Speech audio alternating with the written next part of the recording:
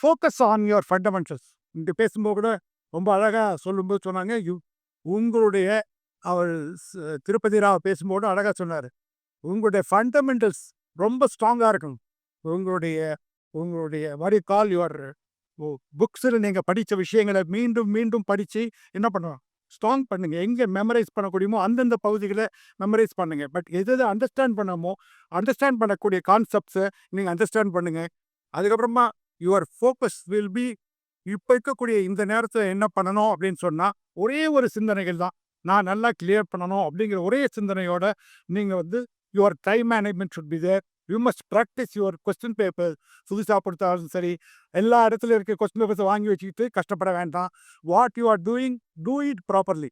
எழுதி முடிச்ச பிறகு இத்தனை தான் நான் கிளியர் பண்ணேன் அப்படின்னு நீங்களே உங்கள அசஸ்லாம் பண்ணிக்க வேண்டாம். Because that is going to be totally different அங்க.